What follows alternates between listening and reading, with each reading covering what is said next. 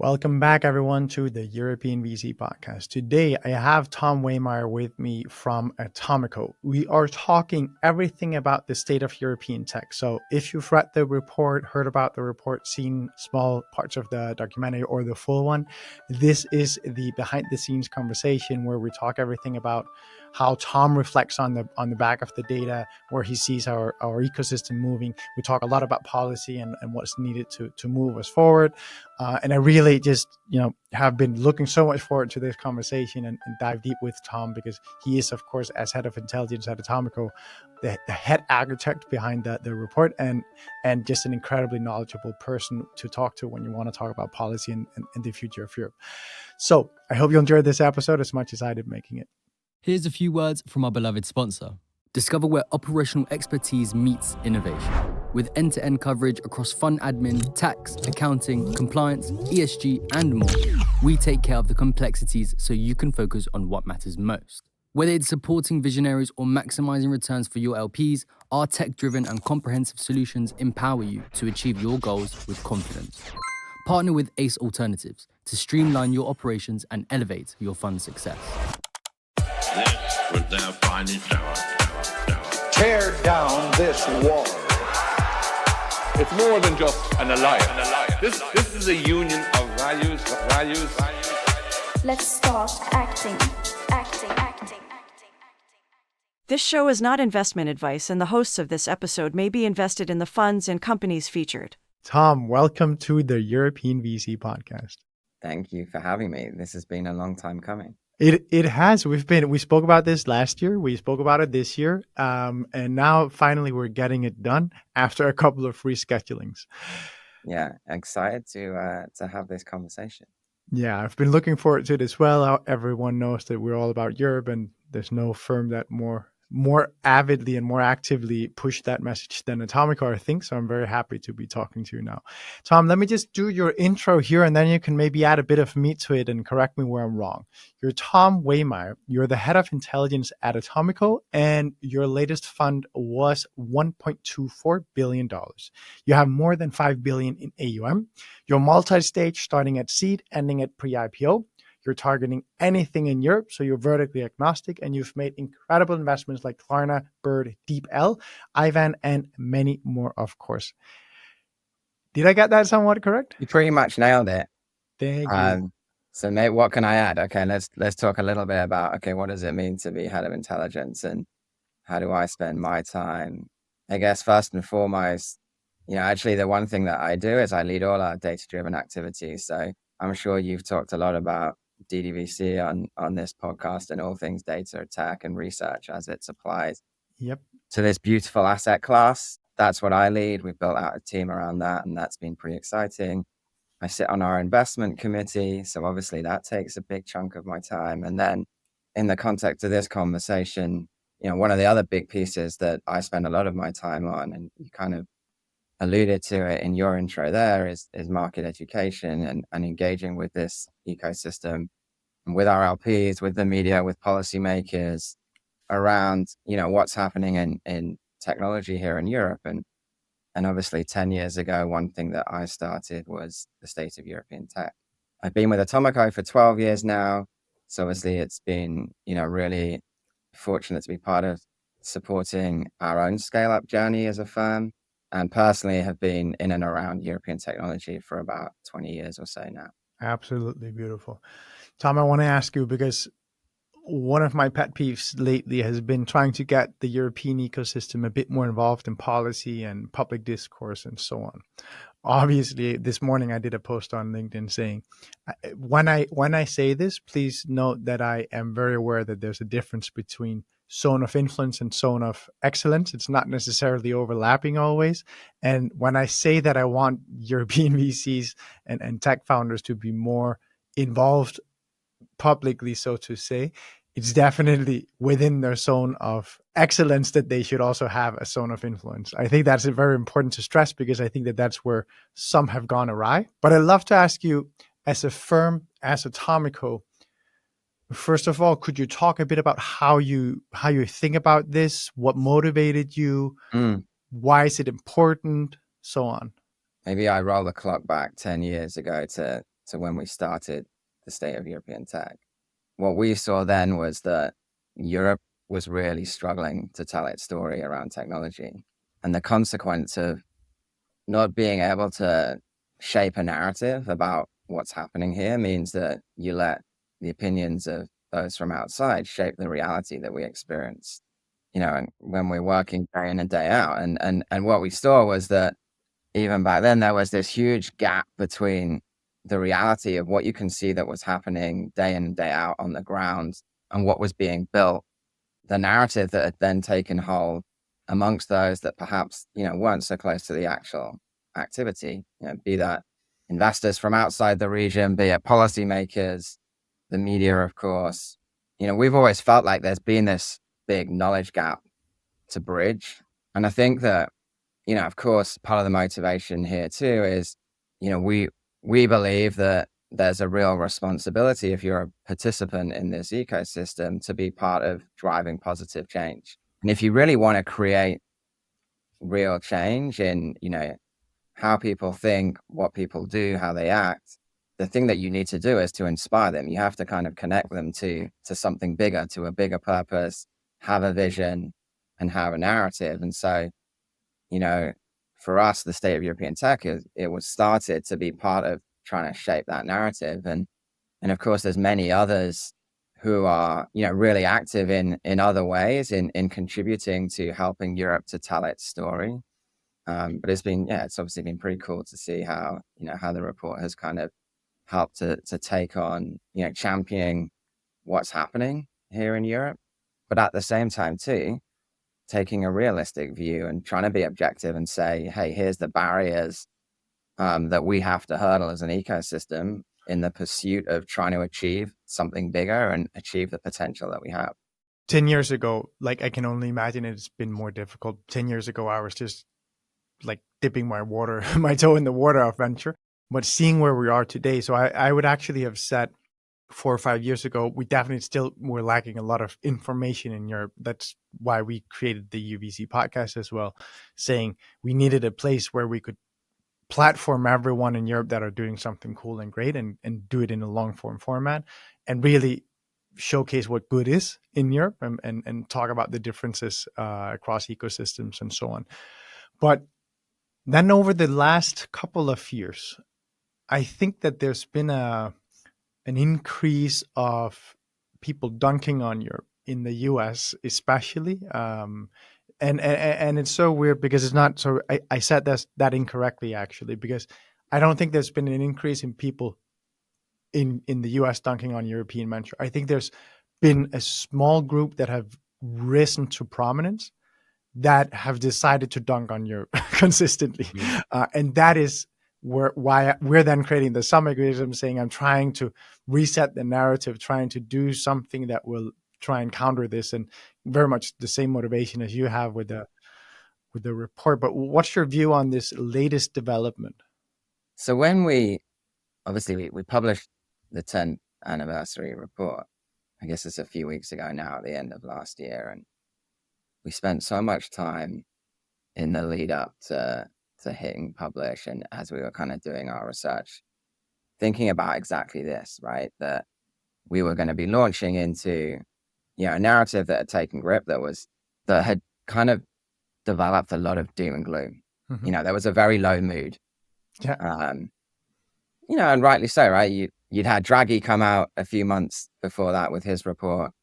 I think everything that you've just shared in terms of, a small number of influencers kind of, being vocal around their perceptions of what was happening. Obviously, things like the EU AI Act, didn't help. There's a bunch of things. You'd had, some questions about, Europe's ability to support its genuinely breakthrough companies.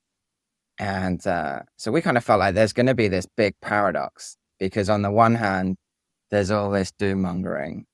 But on the other hand, when you actually take a long-term view, and because it was the 10th anniversary edition, we decided not to just look back on the year that had been, but actually take a look back on how things had progressed over the last decade.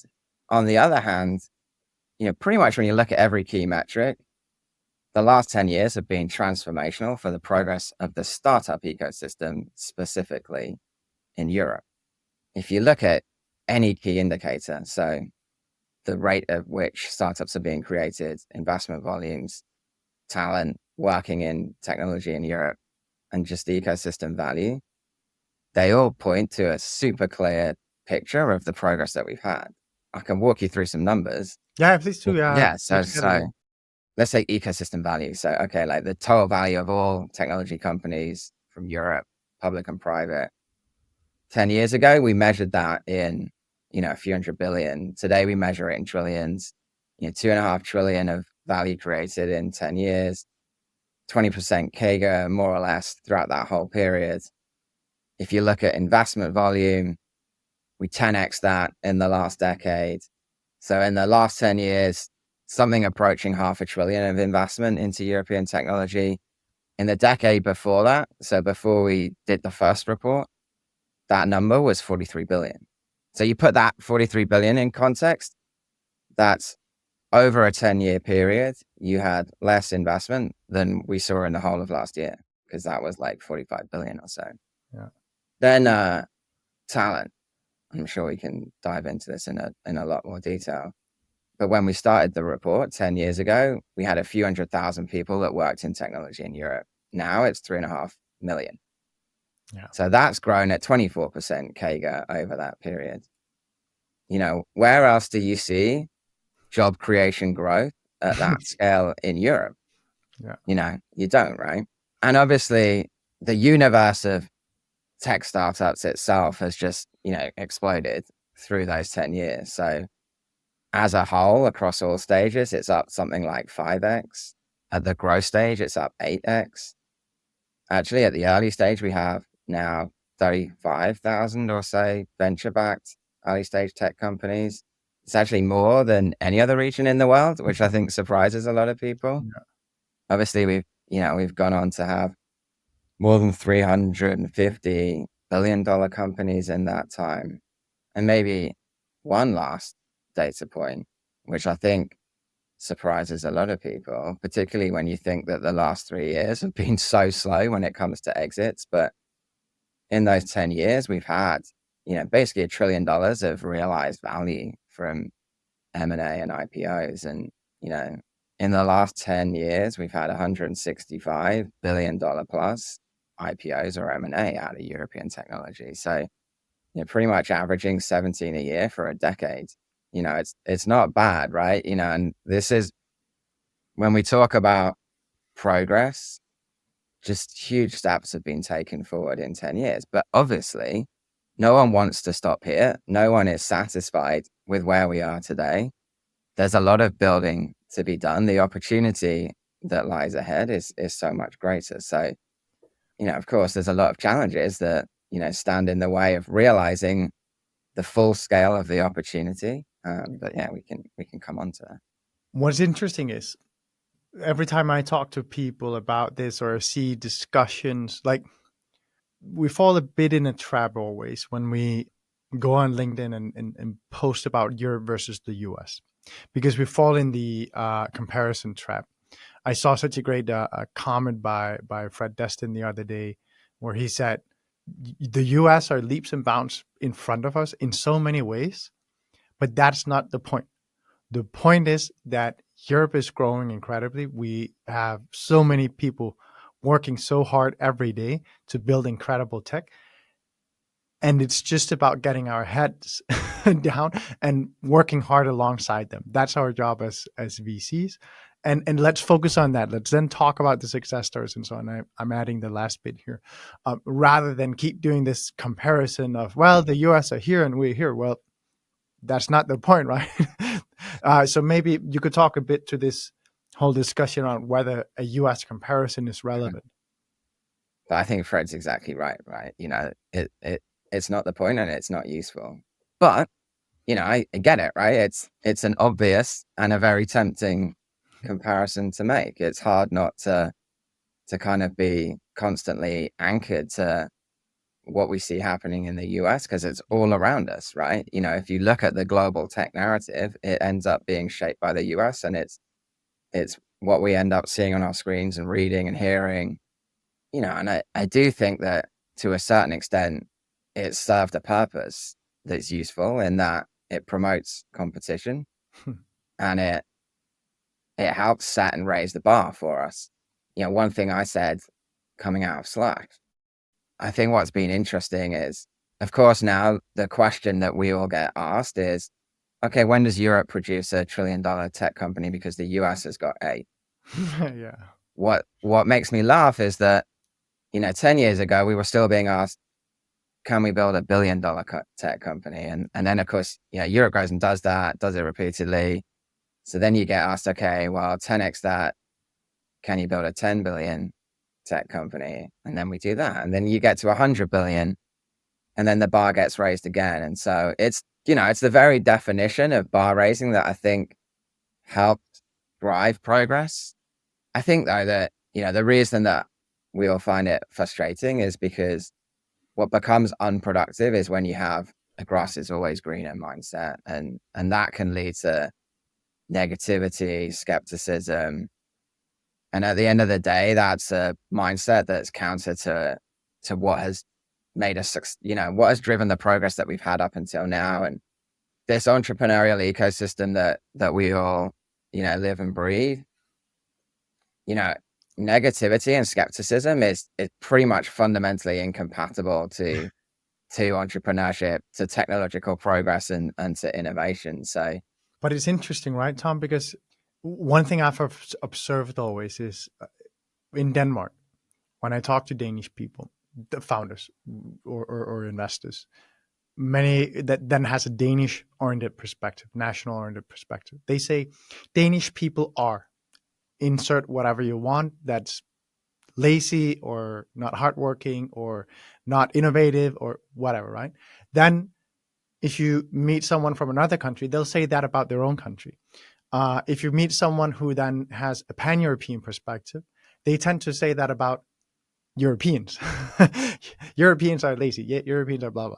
If you talk to US people and you don't talk about themselves and the tech group that they are in, but they talk about the broader swath of Americans, they would also say they're not innovative. They're back-minded. They are like, so it's like we all apply our anger and our bad labels to the people that we kind of think about all day long and see ourselves as part of, because we tend to then make ourselves bigger and better by talking bad about that group, that peer group, or the ones that you want to distance yourself from. And when I came back to LinkedIn after a good holiday here, Christmas holidays, like there were so many posts about Danish entrepreneurs, European entrepreneurs complaining about how Denmark is not innovative and there's no way you can build a company here. Now I'm moving to the US. Or maybe they don't even say the last bit, but they kind of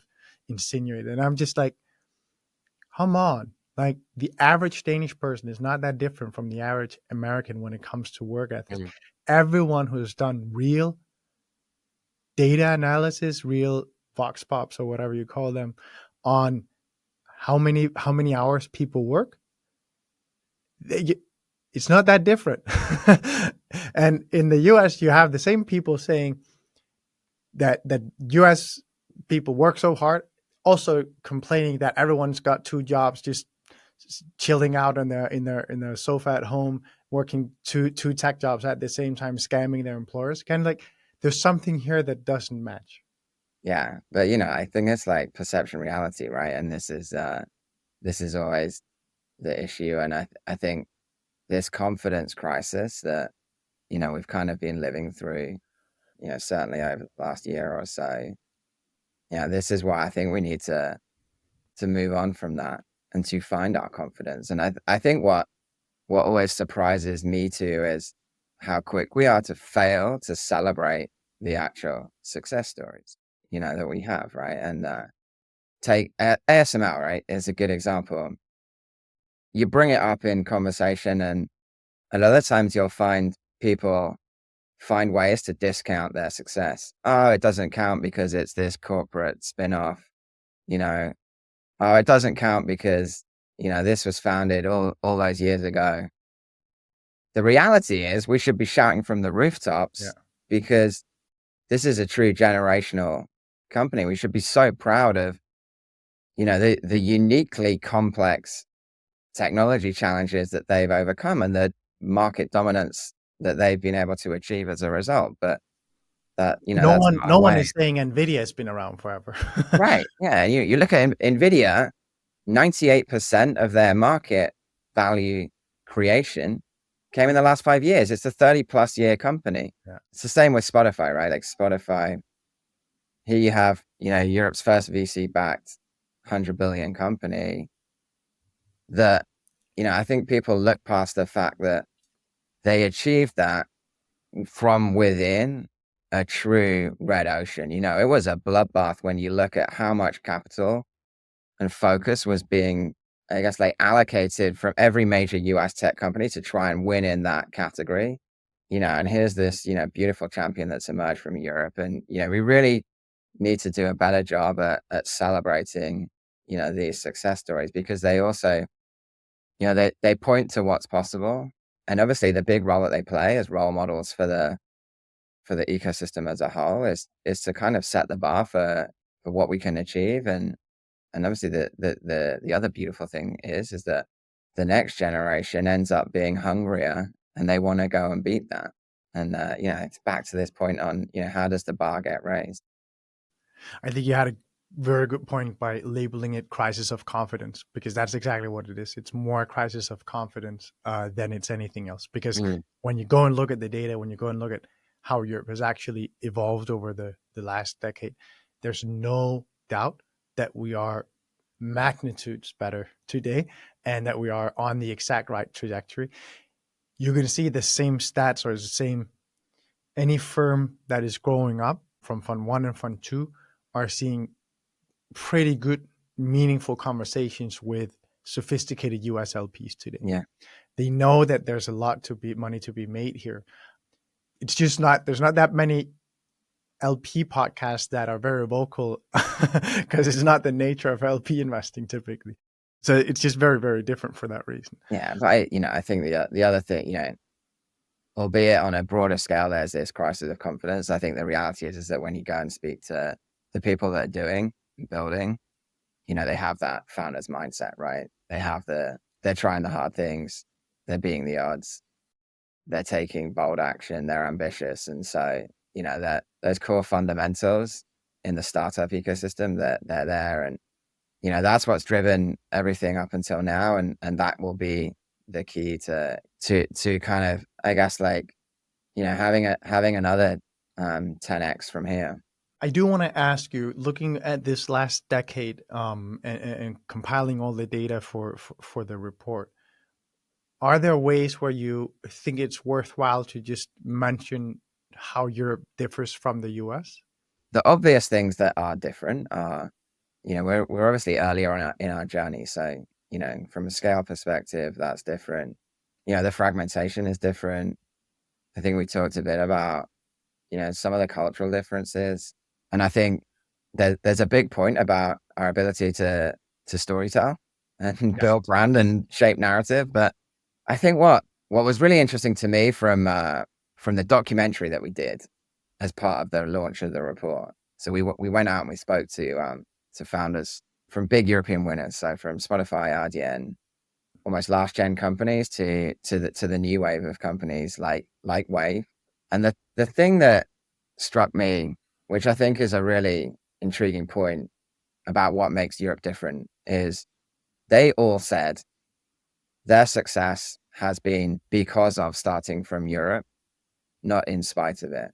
And so, what they basically meant was that the challenges that they faced in overcoming, some of the things that make it perhaps slightly more difficult to scale due to fragmentation, due to the diversity of different markets that you're trying to scale across, that built a level of resilience that was foundational to their ultimate ability to go on and achieve the success that they have. And so I think there's definitely something about the diverse fragmented region that we have that breeds this resilience that makes for a kind of unique advantage for the region as a whole. I think then maybe one other thing that I would say is I do see that culturally it's pretty clear that Europeans take a conscious approach to how they want to apply technology. When we looked at some of the numbers last year, about a fifth of all funding goes to companies, that have some form of like sustainability focus. That's double the ratio that you see in the next largest region. So there's something to that. I think maybe one last point that I'd make is, coming back to this idea that, we're an earlier stage ecosystem compared to, to the US is there's some big opportunities that come from that will ultimately power, the future growth and the next phases for the ecosystem. And specifically, I would say untapped talent. In the US, they've scaled and nurtured their talent pool really effectively. It's been able to grow so fast in part too because, over many decades now, they've been a magnet for global talent. Something like a fifth of all US enterprise value comes from European founders, tech enterprise value, which is pretty amazing. We on the other hand, up until now, have had, a bit of the opposite challenge. I've seen that change, where we've seen talent slip away and go and build, outside of Europe historically. I think that has absolutely shifted. But we've still got massive pools of talent that have not yet been captured by our startup universe. And so I think that's going to be a big opportunity for us, as we continue to like have this magnetic effect of pulling more of our brightest minds into, what we're doing here in the startup world. And, I think it applies both to the more mature European countries, whether that's here in the UK where I am, but also as you look further afield, whether you go south or east into Europe, there's a big tailwind that will come from, basically seeing those ecosystems there continue to grow and develop in the same way that we've like consistently seen for, all across the Nordics and Baltics and, Central Europe too. I had Jem from Beck Ventures, formerly Early Bird East, Digital East, on the podcast as well. And what he said was also you have an very interesting dynamic in Central Eastern European countries, which is that tech talent is actually quite patriotic. They would rather work for a local upcoming champion than for less money than for a US subsidiary or a US arm of Eastern Europe. I think that's a good point, and I think that it's definitely something that spells a great future success for our ecosystem. And exactly, it speaks to what you just described, right?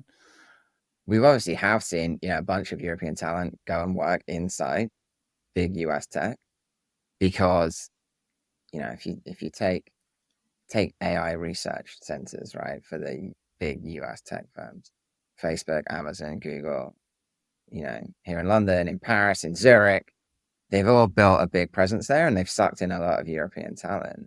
And I remember having conversations probably like 7-8 years ago where people were really worried by what that would mean for, sort of the long-term health of European technology. And we always said, hey, the good thing is that sure, like this is going to have an inflationary effect on salaries. And, in the short term, it does mean that they're not starting companies. But ultimately, what's going to happen is they're going to be exposed to great. They're going to be exposed to the very best products, at the greatest scale. And that's going to be an amazing breeding ground for future talent. And I think what's been cool to see is that, we've really now seen that talent start to spin off. Like we always felt like they would never stay there forever.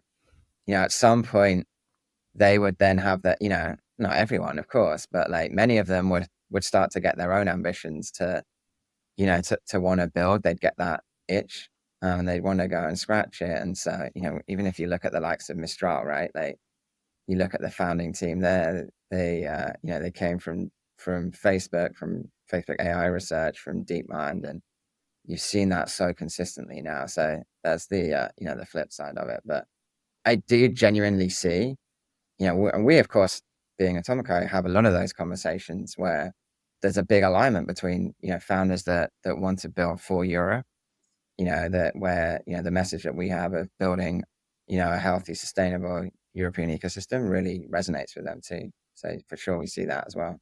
Now that we're on the topic of AI, let's Yeah, talk a bit about Europe's role in the AI race yeah. and how important this talent advantage that we do have is.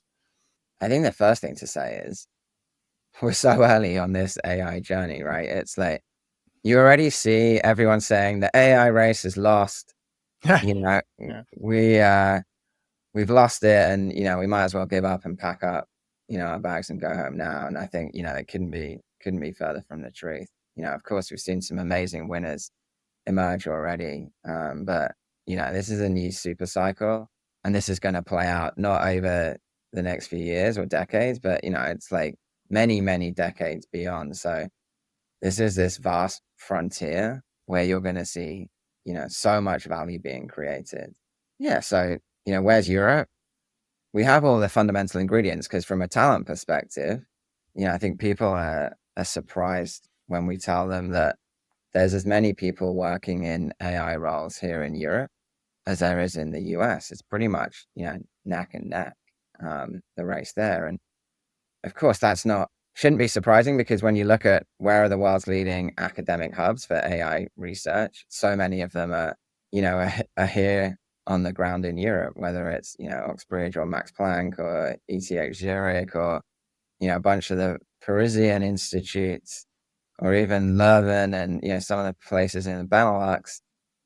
We have always had this like foundational layer of talent. So, and I think what we've also seen is across, a couple of generations of companies, we've already seen some really amazing European AI companies emerge. We just talked about Chem and, an Early Bird East and Beck. UiPath, right, is a great example. And, of course, the definition of what we consider to be AI is a constantly moving thing. But Salonis, DeepL, there's 30 plus European billion-dollar AI companies now, and some amazing newer generation ones too, like Wave that I mentioned earlier, but 11 Labs and Mistral and Poolside and many others. I guess the one thing that we've seen in the report is that if you look at relative levels of funding, we are seeing a very different scale of funding going into the US. Roughly speaking, it's been something like 10 billion a year here in Europe versus like 40 to 50 billion a year in the US. So it's a pretty big delta. But, look, I think once again, this is another example where the narrative around a couple of companies tends to take the oxygen out of the room. Yeah, that's exactly it, right? And it hides the reality of the fact that there is, an amazing amount of innovation and building happening here and some really, really exciting companies. Yeah. And then again, back to the narrative point you had before, right? The ability to storytell the level of vocality, is that a word? From investors and founders, completely different in the US from Europe. And thus when we are exposed to social media that picks the fastest moving, highest moving posts, you very quickly only hear from a very small segment, which then tend to be US people. So I think it's so important to say this, like if you want to comment on Europe, you really have to look at the data instead of your Facebook feed or your X feed or LinkedIn feed, because that's not going to be representative. Yeah, I mean, solid advice. Yes, well, now, you would be missing Andreas's memes if you didn't do your news feed. So please stay there a little bit. Yeah, find the balance. Yes, I want to ask you a bit about the challenges though, because now we've kind of been not talking too much about them. What are the challenges that you think we face as an ecosystem? Yeah, I think like we said, we've always tried to champion progress, but be clear-eyed on hurdles that we face to actually realize the full potential. And clearly so much progress over the long term, but it is true that today, we've seen some genuine concerns arise. And, so one of the things we do with the report each year is obviously this big survey. I think it's now the largest scale, longest running survey on European tech ecosystem sentiment. And so many thousands of people respond to that. And one of the questions we asked is, what do you see standing in the way of our potential as an ecosystem? And it's pretty clear that, the frustrations center on a few things. Frustration with bureaucracy and regulation, access to capital, and what it takes to scale across a fragmented European market. Actually, we've tried to organize the barriers under what we call 6 keys that we think are kind of the critical unlocks for the future. And they go from unlocking capital at scale to liquidity, which is basically all about both improving the situation as it comes to public markets, but also, also speaks to things like M&A and competition policy, to basically unlocking access to customers at scale, which is all about procurement and corporate procurement and public procurement, then regulatory dynamism, global talent competitiveness, and R&D commercialization. So those are the 6, things. And our view is very much none of those is insurmountable. But obviously, I think if we really want to remove those as barriers, then we need some bold positive action. And I think this is a time where I do see that there's a good amount of impetus, to try and find new ways to tackle what are basically age-old problems. Because, we've been talking about these things for 10 years, I would say. 10 years of doing the report, and we talk about the same things more or less.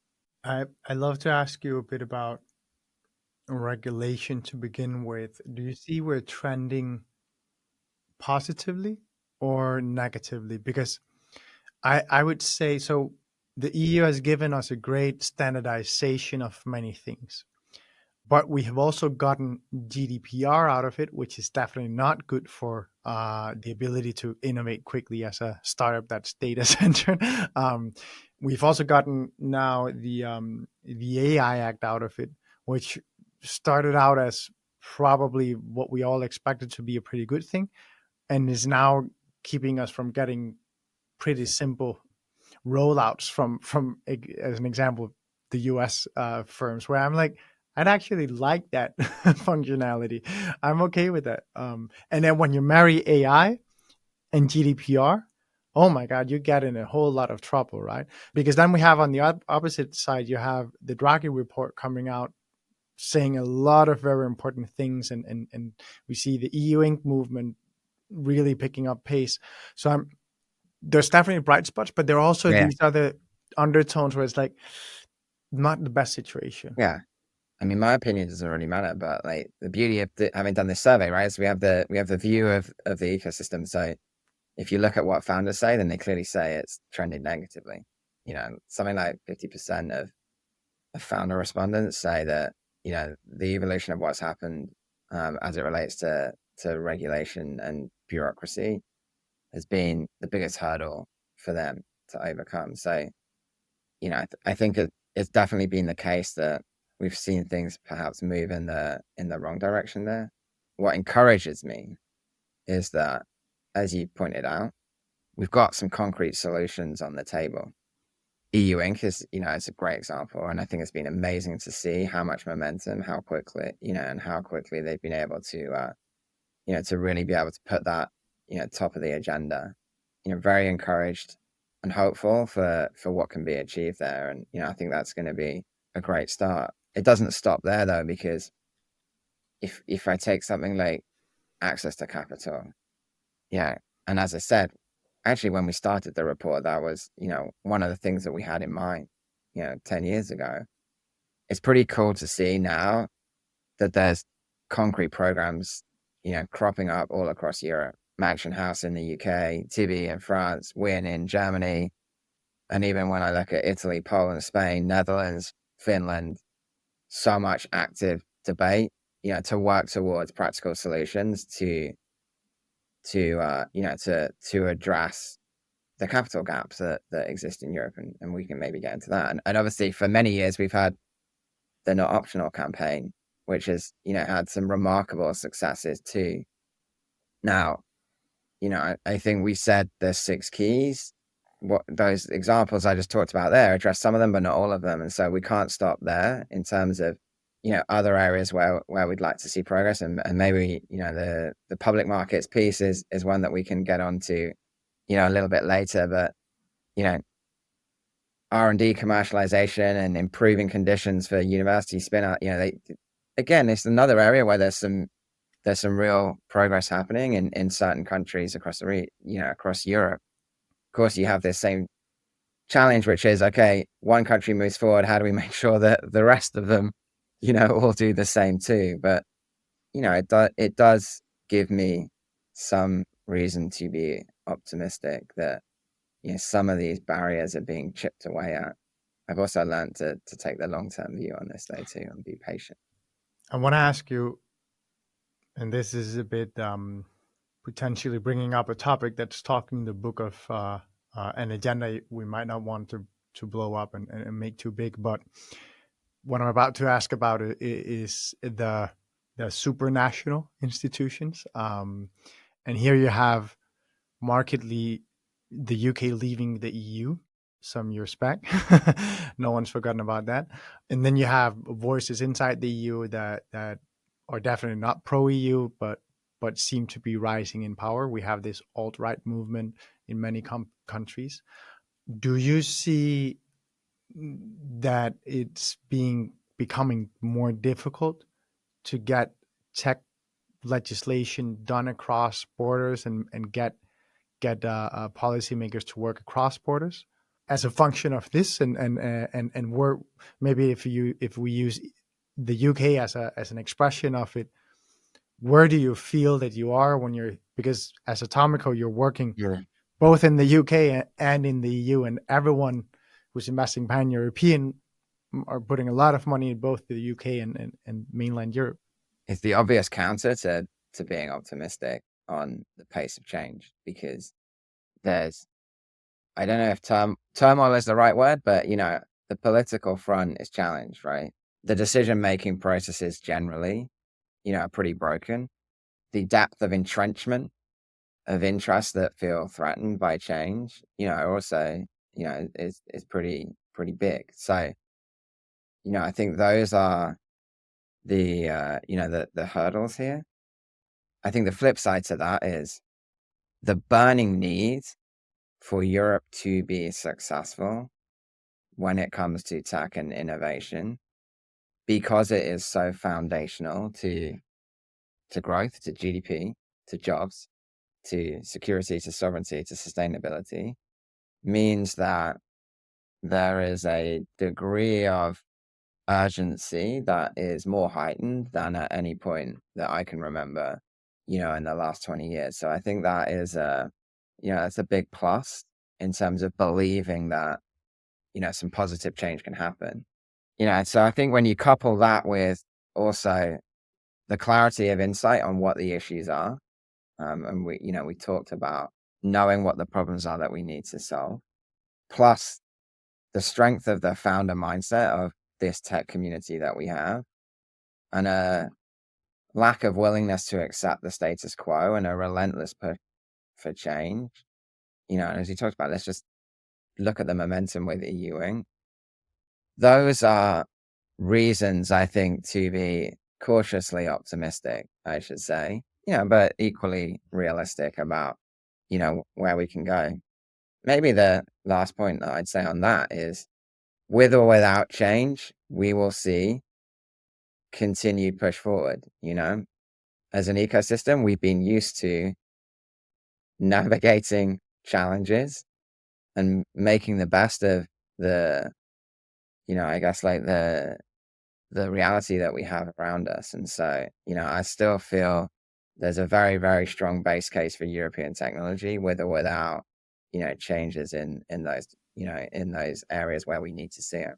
We talked about a lot about fixing the private markets here. I'd love to talk a bit about the public markets, as you mentioned before. This is obviously the one of the very big discussions always when you talk the base premise for European tech to be successful, because in the end, what's a $1 trillion company if it ends up being denominated in dollars and put on the market in Nasdaq? So tell me a bit about the public markets. Where do you see that that we're making progress? Where do we Yeah, need to solve challenges? yeah.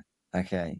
The survey that we did tells us that most people think conditions in the public markets have been getting worse in Europe, not better. And not just, the short term of the last 3 years since the market turn, but actually over the long term. I think there's a reason we continue to see our largest and most important companies look to the US to list, whether that was or Spotify before it, or, Klarna, Revolut. I would say we have two main issues when it comes to public markets today. There's probably more than that, but to simplify it, it's fragmentation and then it's depth and liquidity. Europe has 300 or so trading venues. It has more than a dozen central clearing houses, 32 what's called central securities depositories. In the US, you have a small handful of trading venues, one of those CSDs. So, you start to get a sense of, of some of the differences. When it comes to liquidity, Let's stay on the fragmentation yeah, first. sure.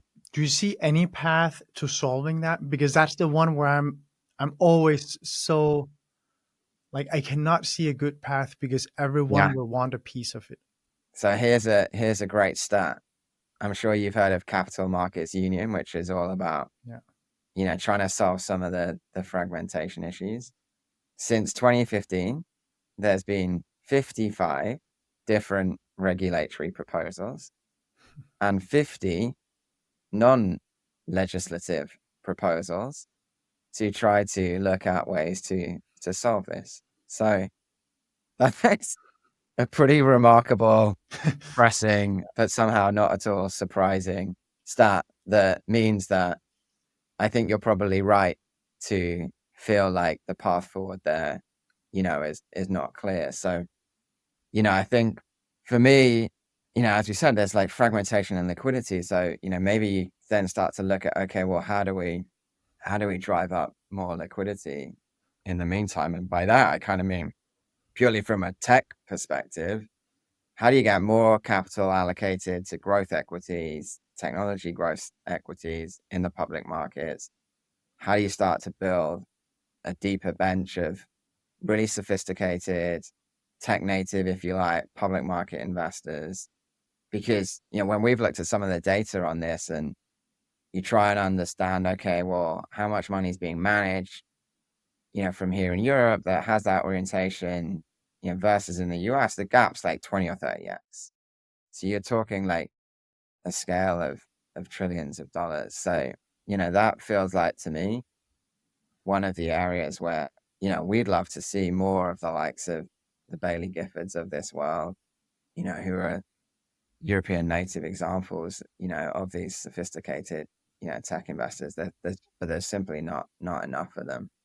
And when you say this, you mean also European focused? Yeah.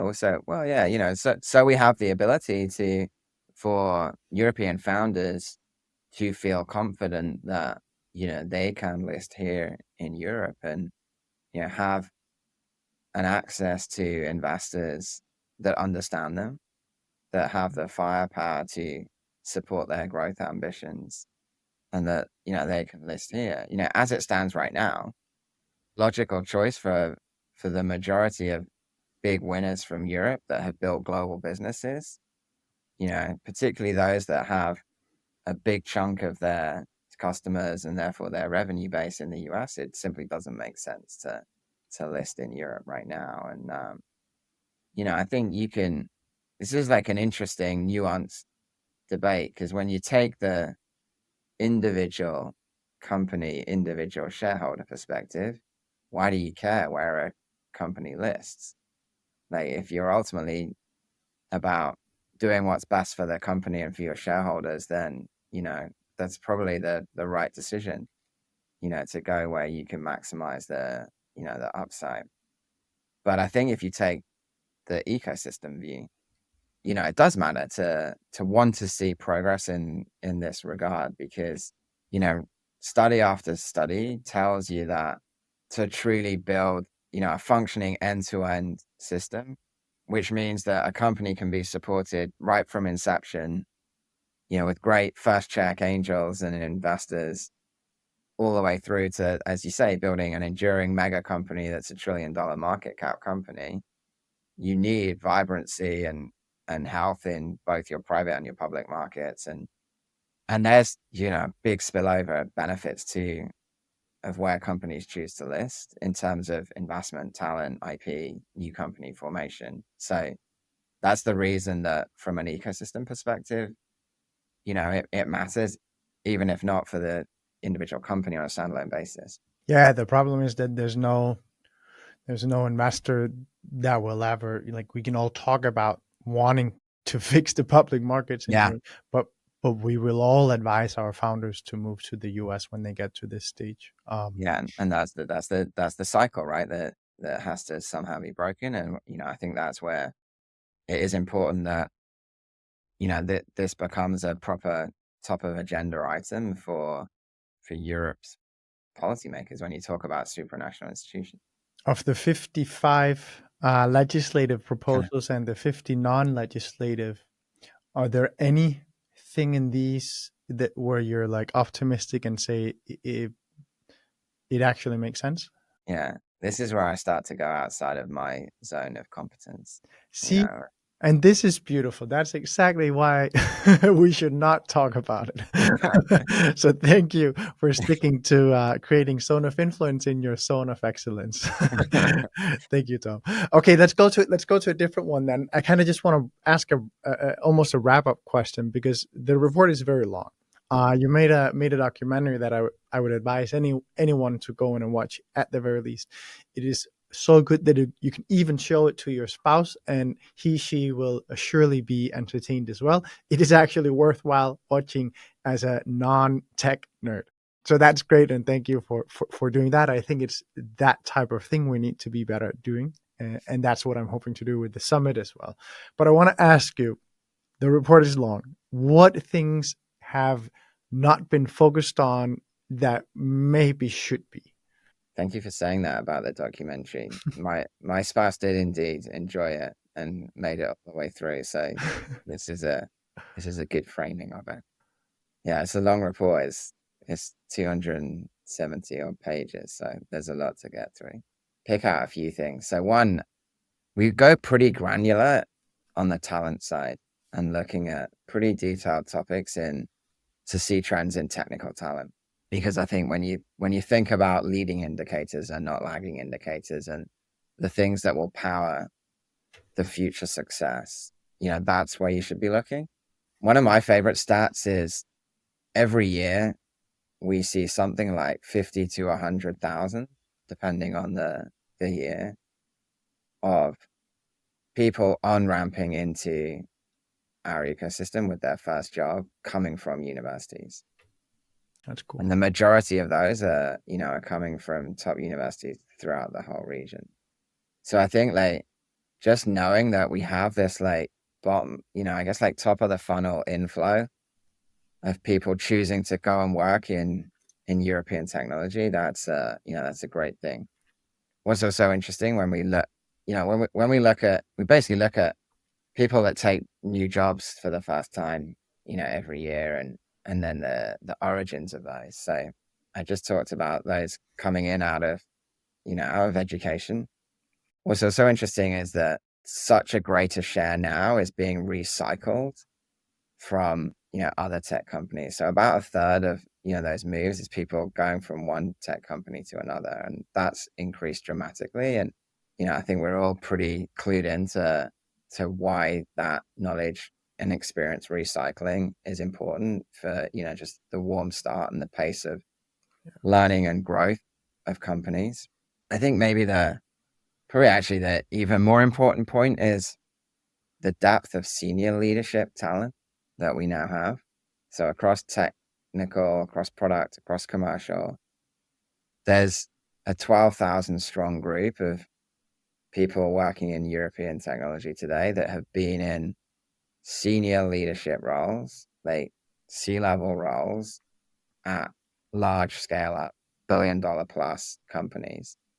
that really matters, because that's been, I think for a long time, that's been one of the things that we said, hey, we have this dearth, right, of people that have truly seen what a proper scaling journey looks like, and combine that also with like product specialism, whatever it might be. And it's really interesting. You look at the mix of where those people are coming from. It's a mix of both, our big success stories as a region. So, the Spotify's, the Adyen's, the Klarna's, the Bookings, but also there's a good bunch of people coming from Airbnb and Shopify and YouTube. And so, to have seen that 4x in a decade, that's pretty cool. So yeah, massively important. And, I think that's an interesting thing. Maybe the other thing that I would say is we never, in all the 10 years before this year, chose to do any forecast and try and like, predict stuff. But this year we kind of said, okay, we're going to have to push the boat out because it's the 10th anniversary. So, okay, let's do something a bit different. So we kind of wanted to say, what does the world look like in 2034? Yeah. Like 10 years from now, Yeah. which is a pretty stupid thing to try and predict in some ways, because it's hard to even say what things will look like at the end of this year, Yeah.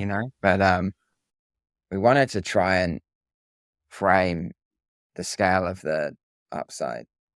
When I look at the projections that we did, we were pretty reasonable in the assumptions. Like, I would say pretty conservative and grounded.